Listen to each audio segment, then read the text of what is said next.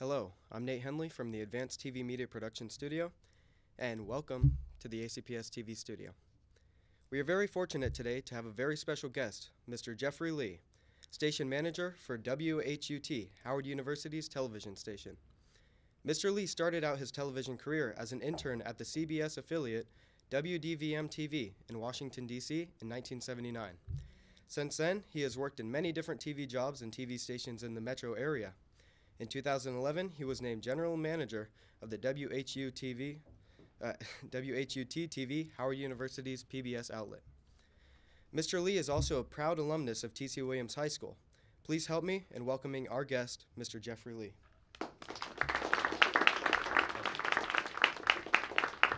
Thank you. Thank you very much.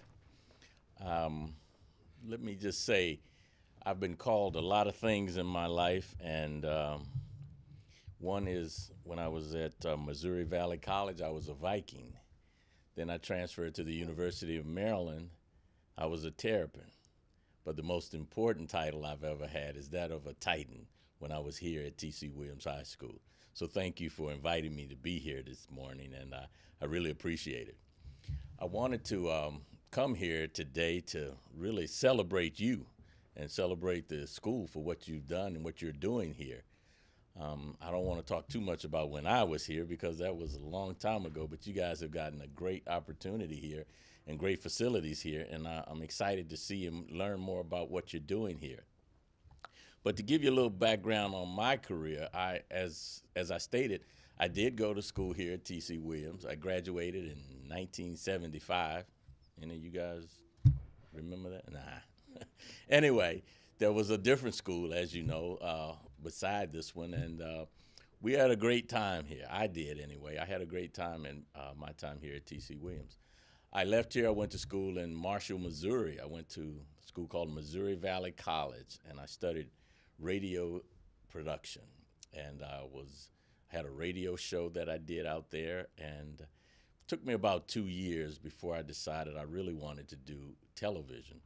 So from there, they did not have a television program, so I transferred to the University of Maryland at College Park and got into the radio, TV, and film program. From there, I did internships at a local TV station here. The Channel 9 affiliate at the time was WDVM, and I was able to get an internship there, and I stayed there till I finished school, and then I got a job there. My first job there, however, was not in quote-unquote television. I was in the television station, but I actually worked in the mailroom. There was a job opening in the mailroom at the TV station, and the executive producer called me at home one day, and she said, "Get your behind back up here and apply for this job." And I said, "I don't want to work in the mailroom." She said, "Get up here and apply for this job. You want to be in the station. If you stay in the mailroom, that's your fault. But you want to be in television, get in the station." So I went back and applied and got the job as a mailroom clerk. Little did I know at the time, everything that happened in the station came through the mailroom, whether it came from outside sources or inside sources.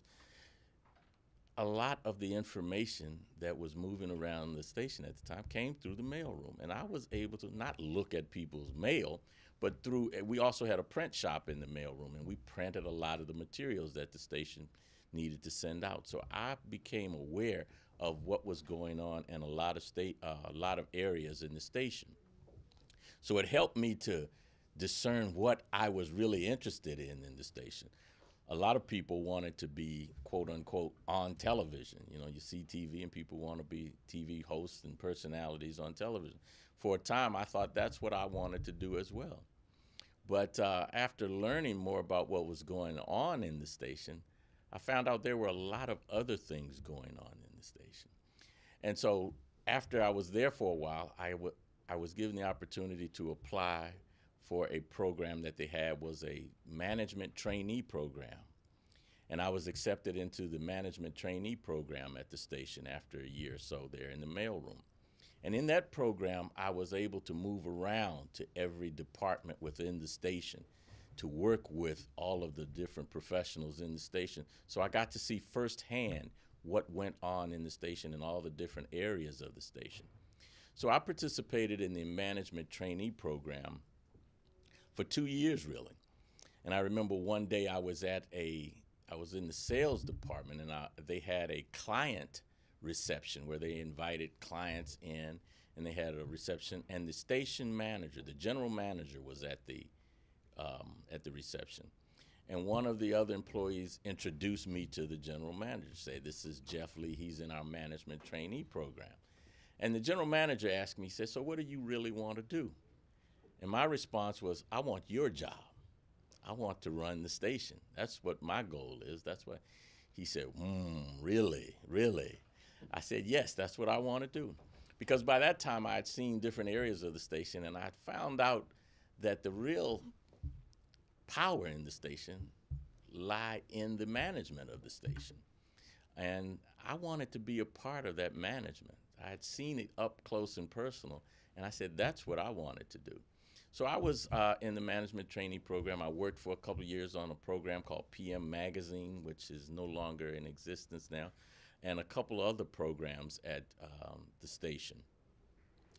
And one day I was walking down the hall, and I passed by the program director, and we spoke to one another, and he snapped his finger as he walked by, and he said, "Jeff," he turned around, he said, "Jeff, I got somebody I think you might want to meet." And I said, "Okay." He said, "There's a guy starting a new cable network, and he's looking for someone to work with him." And I said, "Cable? We don't have cable in D.C. here." He said, "That's okay. You might want to give him a call." So the guy's name was Bob Johnson, who is the owner of Black Entertainment Television. And he was just starting BET. And I called him up, and I said, "Mr. Jones asked me to call you." He said, "Okay." So we set up a meeting. I went to Georgetown to meet him. We had a couple other meetings. And then he offered me a position as, what was my first title? It was Network Operations Manager. And what that job meant was, at the time, BET was only on one night a week for 3 hours a night, on Friday night. He said, "I want the channel to be on every night, and I want it to be on 6 hours a night. Can you do that?" I said, "Sure, given enough time and resource." He said, "You got 90 days. You got 90 days to get it done." And I was like, "Okay, I'll see what we can do." But in 90 days, we launched a seven-night-a-week, 6-hour service called BET, and it went on the air that day. And my goal was to keep it on the air from that moment on forever. That was my goal. Actually, my first goal was to keep it on a week, not forever, just to make sure it stayed on the first week. And then when I accomplished that goal, I went to a month, and then to a year, and so forth and so on. But I stayed there as network operations manager for a couple of years. Then I was promoted to vice president of network operations. Then I was promoted later to executive vice president. And then later I was promoted to president of BET programming. BET networks. We had a jazz channel. We had the regular BET channel. We had a BET that we transmitted overseas to Europe and to Africa. Also, in my experience at BET, I not only got to learn television and experience television, I got to travel a lot. In the spreading BET to Europe and to Africa, I got to travel to places in Europe and to Africa and to meet people all over the world. And in 1991, we did something else that I had no idea I would do as being a television major in college. We actually took the company public. So I was a member of the executive staff of a company that took the first African-American owned company public on the New York Stock Exchange. And so that's an experience that I never would have dreamed of and never would have thought of that would come my way by being in television. But I got to, as I stated earlier, got to travel around the world. I got to meet many people. I got to go to South Africa. I got to go stand in the cell where Nelson Mandela was incarcerated for so many years. I got to meet Mr. Mandela. I got so many opportunities that came from being in the television industry. A lot of you hear the BET, and there was, yes, a lot of music. So I got spent a lot of time in Los Angeles in the music industry, met a lot of the celebrities in the music industry. But above all else, it was a people business for me.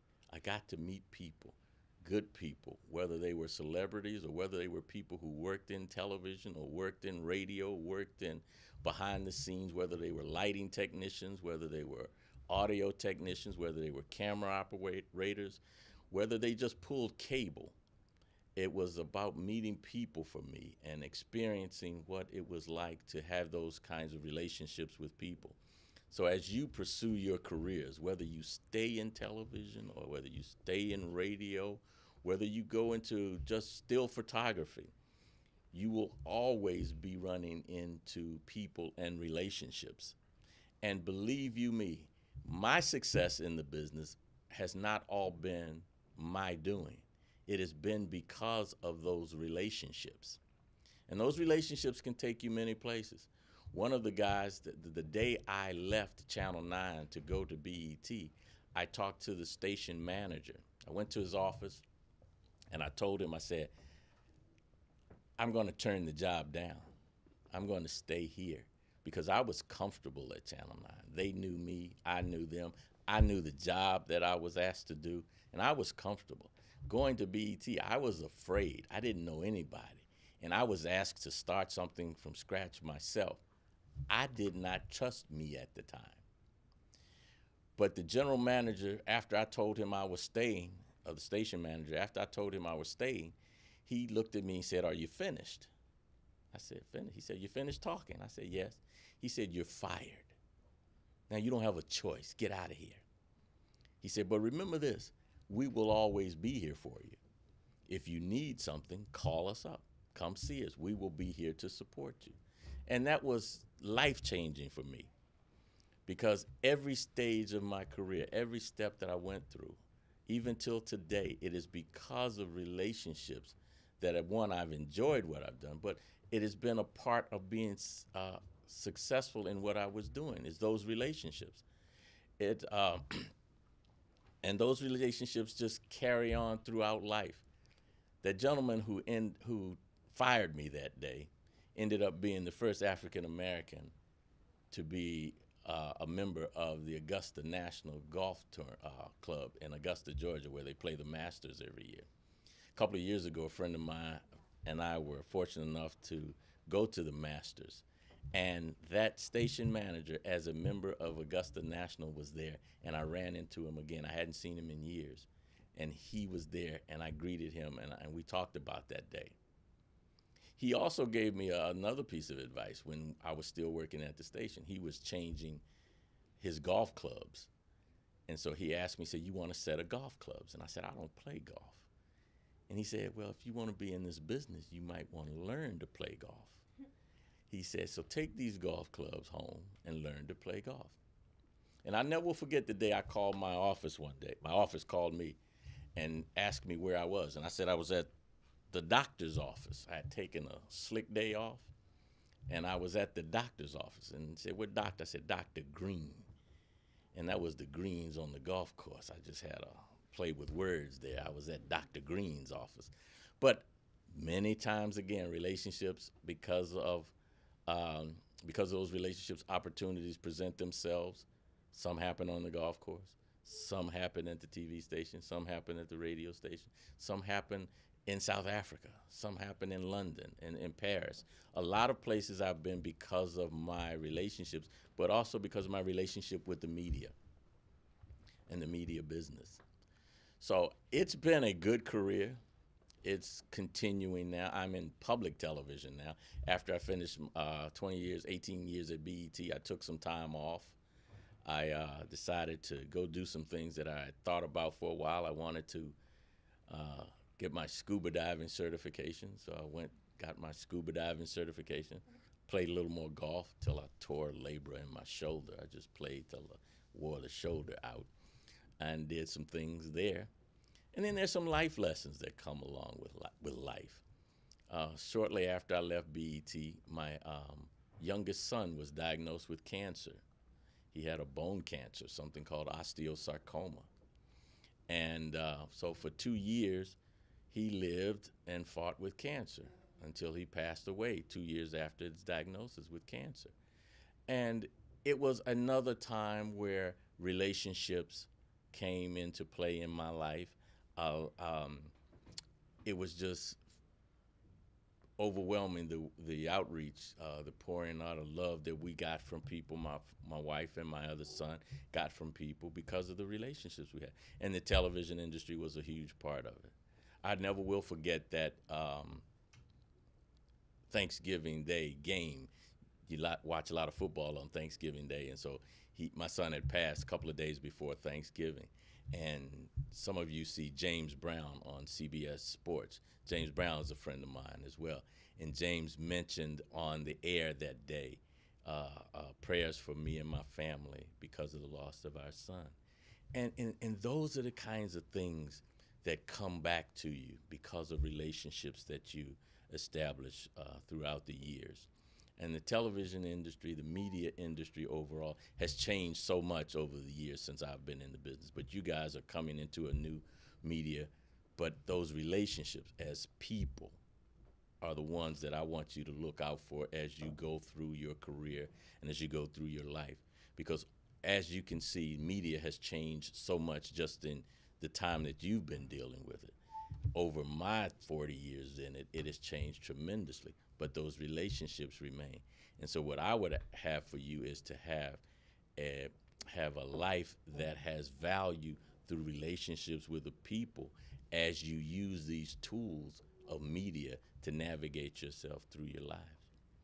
So that's sort of the story, my story in about 15 minutes. There's a little bit more to it, but I'd like to hear some of your questions and some of your stories, if you don't mind. So thank you very much for having me here today.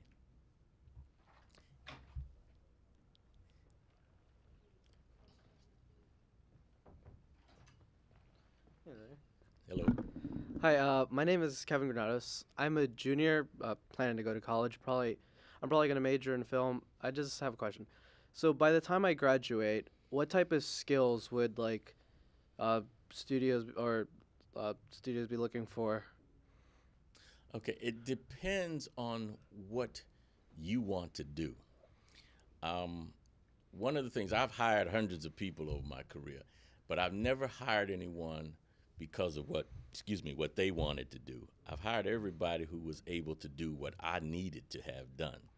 So when you go to an interview to apply for a job, know about what that company does, first of all. Know what they need and position yourself to be able to present yourself as an answer to their question. Not just, hey, I'm here, I'm the best, I'm the greatest. But if they don't need the greatest, they will be looking for someone else. So certain skills that will translate. The ability to write. I don't care whether you're in the technical side or whether you are in the journalism side. The ability to write is going to always be helpful for you. Another one is the ability to learn. And that seems a little interesting or funny to say, but one of the things that I say to a lot of people that I've hired, especially students right out of college, I said, I'm going to see you in this light. You made a commitment to go to college. You made a commitment to study a particular area of study, and then you stuck to it, and you finished it. You stuck to it. So I want somebody who has those skills, who can set a goal, who goes about accomplishing that goal.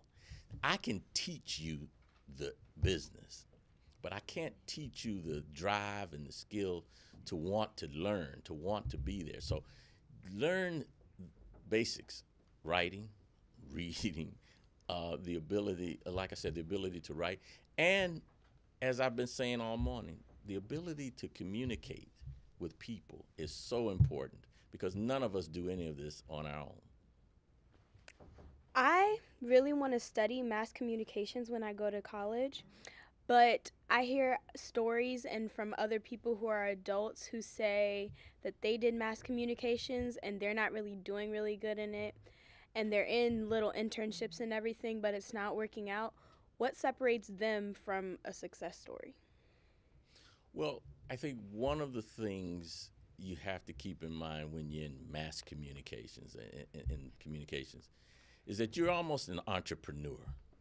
You have to have an entrepreneurial attitude about how you approach it.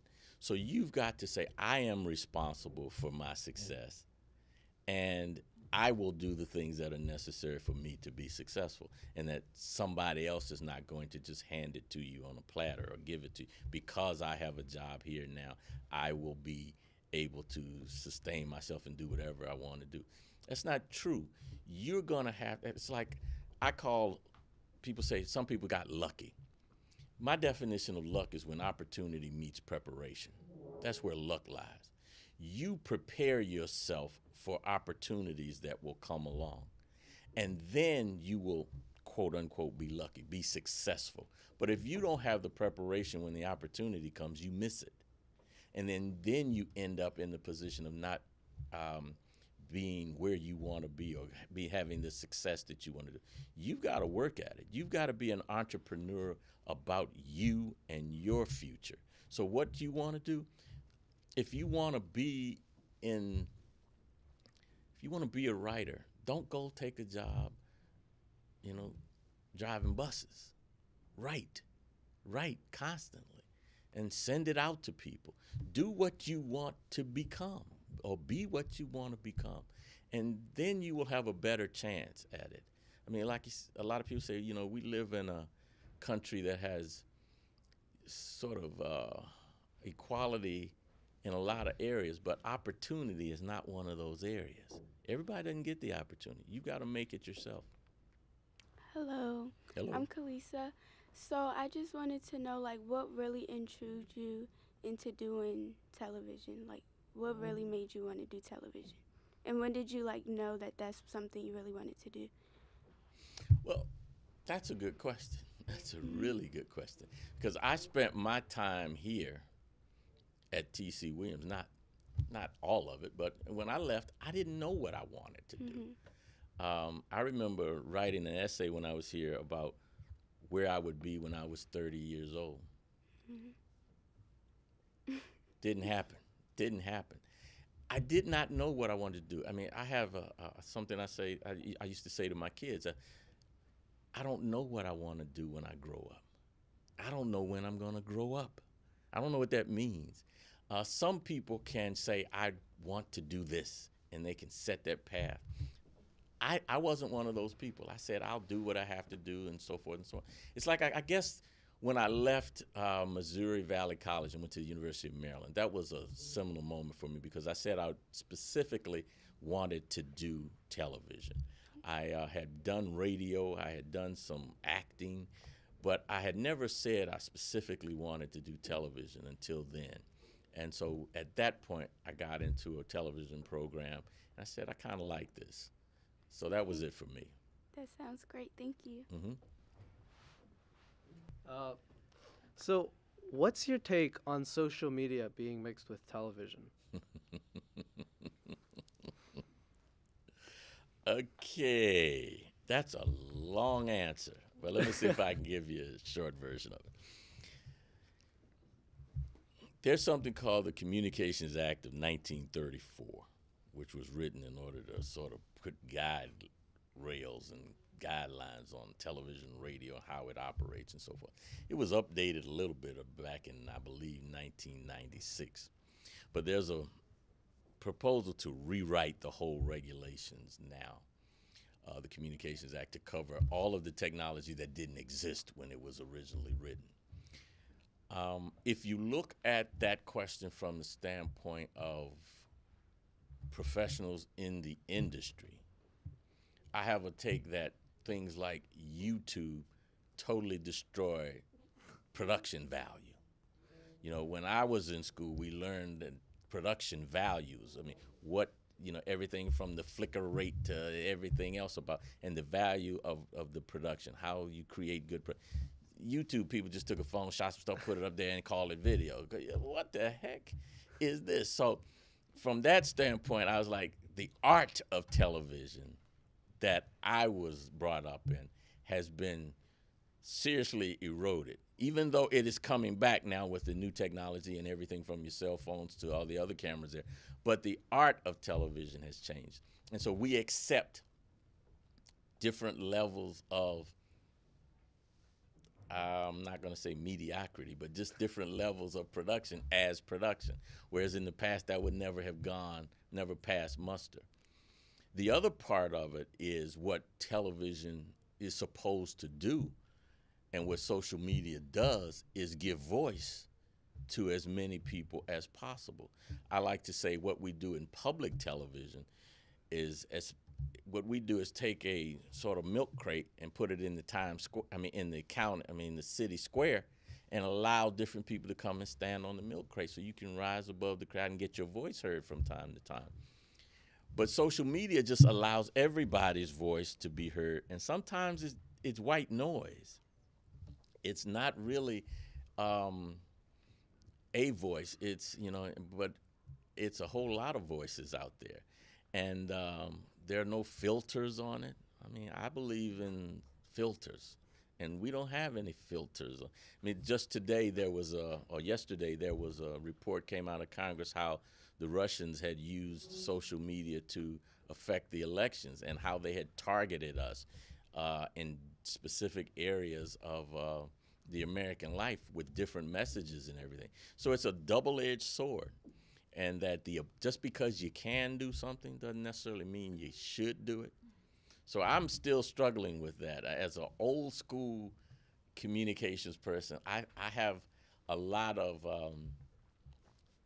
respect for the way it was done as opposed to the way it's been done. I have my son is totally new school. I mean, social media, and I remember he did not own a television for the longest time. He just didn't own a television, and he got all of his news off social media and so forth and so on. He would call me and say something had happened, and then an hour later I'd hear it on the news, and he had already heard about it and so forth and so on. So there are good things about social media, but there are things that make me nervous about social media, and it's a slippery road that I think we're going to have to take a look at as a society as we go forward.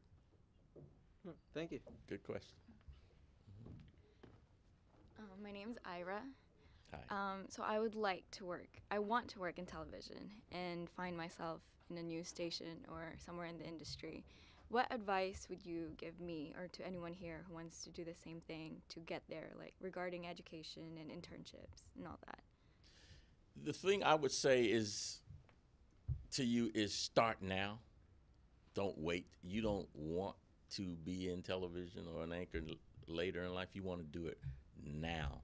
So get some friends, get yourself in this class right here. Make sure, do not leave this class without having a reel of your own of your work.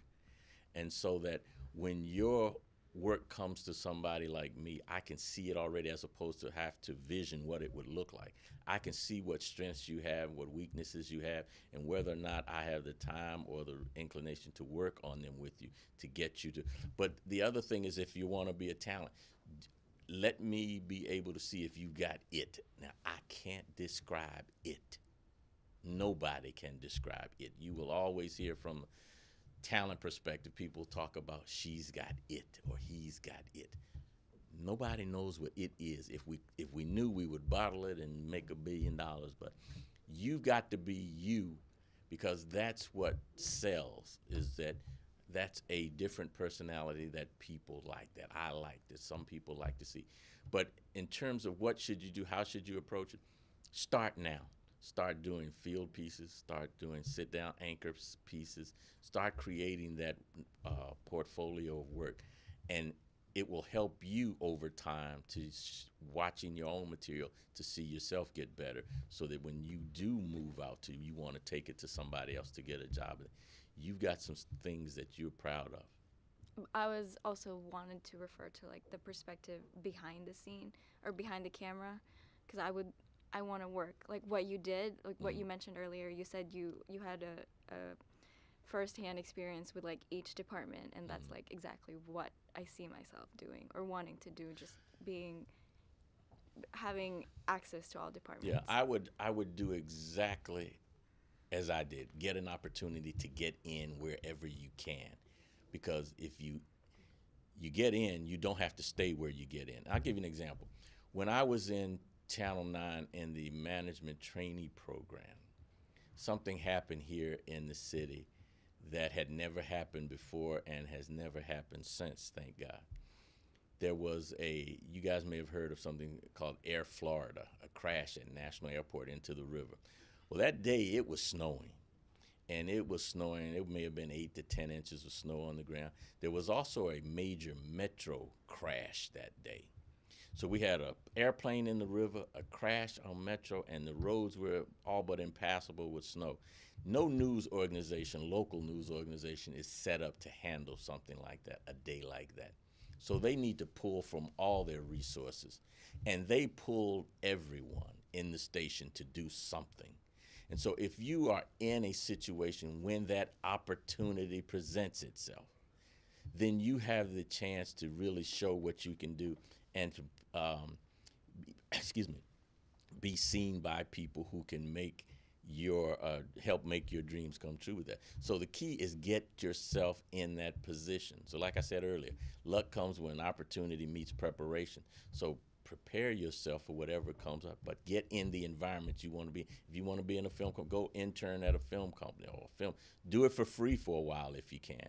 This is one of those industries where at the entry level, it's not always pretty. It's people who come in and do it for free until they can get their craft perfected and somebody else sees that, and then they move on to the next level. So go do what you want to do. Thank you. Mm-hmm. Sir, why are you here? Yes. Just come to the microphone and tell me. Leave the spot, but all right. See, be prepared. You never know. I'm here because I like this class a lot. I'm a senior, and recently I figured out that I really like photography and filmmaking and whatnot. And even though I'm in TV Media 1, I know a lot of the material we're learning, but I'd like to perfect it and grow on it. And even though it might not help me to be learning the same thing over, even just putting it in one position and just focusing everything on one thing, I don't know, I just kind of want to excel. Well, don't back yourself in that corner of thinking it might not help you, because you may go at the same material but see it from a different perspective at a different time you're doing it. And then that will give you greater perspective on how this photography works and how everything. I mean, you may know the mechanics of the cameras and everything, but now you see it's almost the difference of taking the same picture at dusk and dawn. It's done totally different. It's the same exact picture there, but if you take it at dusk, it looks this way, and if you take it at dawn, it looks another way, and you gathered that knowledge now. So I would suggest you keep doing what you're doing. Yeah, because I mean, overall, especially being at TC with all the resources we have, I think it was like, it's my senior year and you see everybody going out taking AP this and AP that. I kind of wanted to focus my senior year on my creative side and kind of do what you're doing and just focusing it where I want to go and not what everybody else is doing, to hopefully live like you, doing what I want to do when I grow up. Well, that'll work. Great. Thank you. All right. Well, thank you. I see my host coming back, so my time is up, and I thank you for yours. I really appreciate it. I am really excited and thankful to be here because, as I stated earlier, one of the most important titles that I carry is that I'm also a Titan. Thank you very much.